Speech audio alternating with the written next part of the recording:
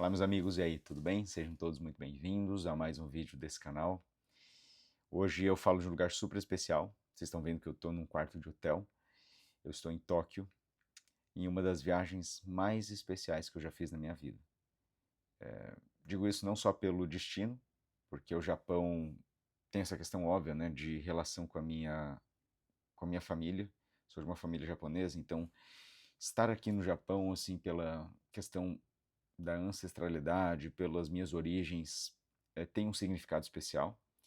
Mas não só por isso, né? Porque é a primeira vez que eu venho para o Japão, então isso torna também a experiência muito diferente.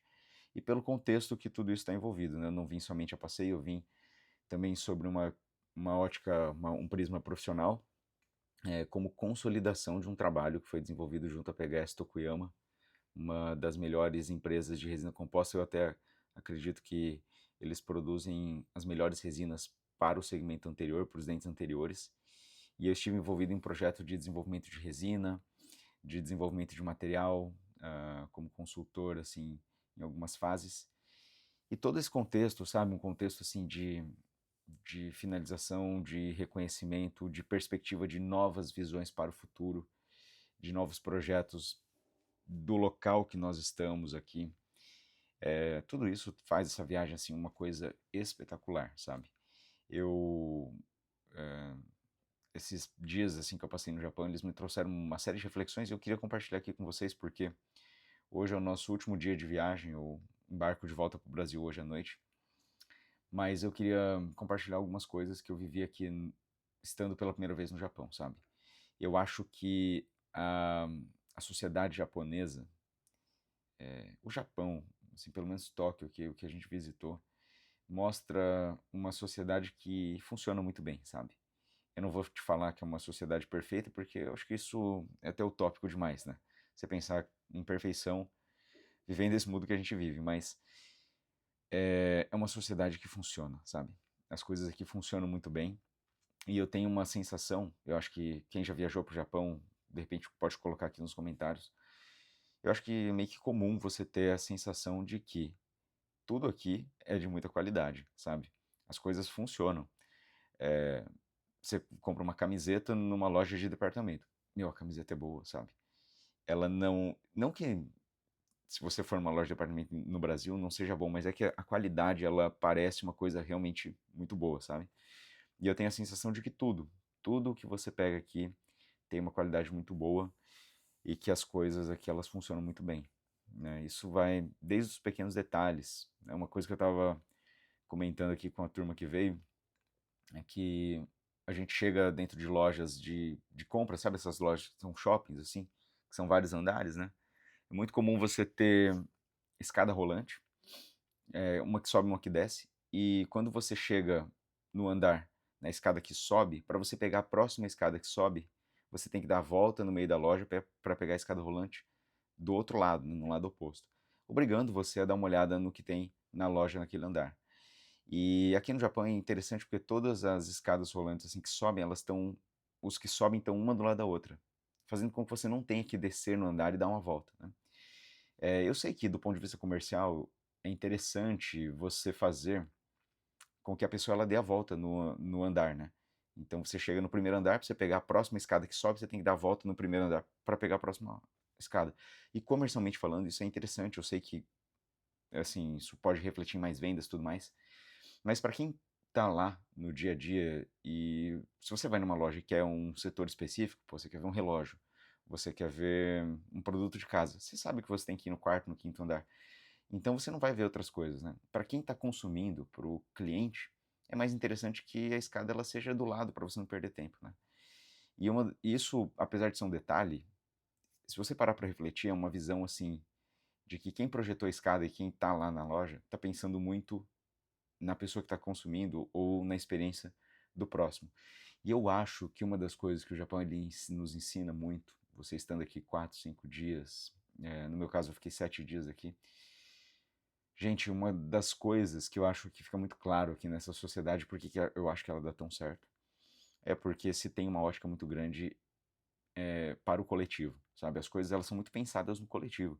Ah, se você tem como por exemplo, questão de fila, questão de fluxo de pessoas, questão de você não deixar lixo no chão. Uma cidade muito limpa, meu, não tem lixeira, tá? Então, por exemplo, por que não tem lixeira na rua?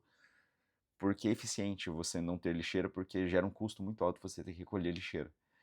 E mesmo assim, a cidade não é suja. Então, por exemplo, a cultura de que o lixo que você produziu é de sua responsabilidade, você deve jogar na sua casa, você tem que se programar ou encontrar uma forma de dispensar isso de uma maneira da onde você vai, né? E eu sei que, assim, pode ser inconveniente em algumas situações, mas para o coletivo é melhor, entende? E eu acho que para o coletivo ser melhor, porque é mais fácil de você organizar, é mais fácil de você manter, depende de você, né? Você tem que fazer a sua parte para o coletivo. Eu acho que essa linha de pensamento ela faz com que a cidade ela seja muito sólida em nível de crescimento. E aí eu quero trazer para vocês aqui uma reflexão, né, do porquê eu acho que o país ele tem esse senso de coletivo. Não é porque o japonês ele é superior em, sabe, não é nada disso, mas eu acho que é geograficamente e historicamente, eu acho que o Japão ele acabou se obrigando a ver muito mais o coletivo, porque do contrário a população inteira acabaria, né? Você vê que o Japão é uma ilha, né? Na verdade é um arquipélago, tem várias ilhas aqui, e assim, é um local que tem muito terremoto, é um local que, se você for muito sensível, você vê que tem ligeiros tremores pequenininhos, mas que acontecem durante o dia, não todo dia, né, mas assim, um dia ou outro você sente um pouquinho, um tremor muito leve, se você for sensível você vai conseguir ler, você vai conseguir ver. E assim, é um país que tem terremoto, que tem estações muito drásticas, então o inverno ele é muito frio, o verão é muito quente, a gente está no verão aqui, está muito quente. É um calor que eu nem imaginava que no Japão tinha. Então, assim, passa fácil aí dos 34, 35 graus. Muito quente no verão, muito frio no inverno. Terremoto, tsunami, sabe? Então tem uma série de dificuldades, questões de conflito, né? Tem aí conflito com outros países, assim, historicamente você vê que o Japão ele se envolveu em muitas guerras. Então, assim, eu acho que tudo isso foi moldando a sociedade a se ficar mais unida para que, como sociedade, eles não viessem a ser dizimados, né?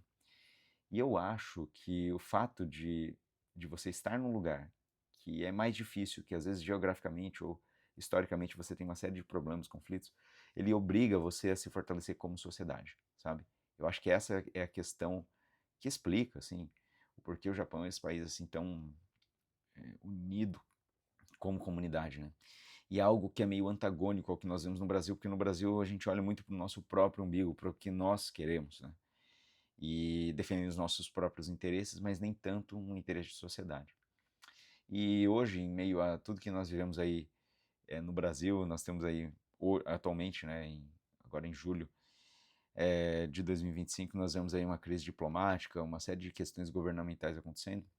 Então isso me deu um contraste assim muito grande, né, com o que é a nossa cultura e como que eu acho que nós deveríamos ser com nós mesmos, né, no nosso exercício profissional. Fazendo a nossa parte, né? De tipo assim, tá sempre olhando um pouco mais para o comum ou para o que é melhor para as outras pessoas também. Né? E, e olha, resolvi gravar esse vídeo porque diante de tudo isso, nas minhas reflexões, eu pensei, olha, quando eu me formei eu tinha acabado de me formar da graduação, eu nunca imaginei que eu chegaria tão longe, que eu estaria hoje dentro de uma das maiores empresas, passando consultoria, desenvolvendo produtos dentro de uma das maiores empresas do mundo no segmento de resinas compostas, que eu estaria tão em evidência em relação a tudo que eu faço com odontologia e tudo mais. E muito dessa trajetória ela veio pensando nas pessoas que iriam consumir tanto os meus produtos, meus negócios, como também os cursos, né? Enfim.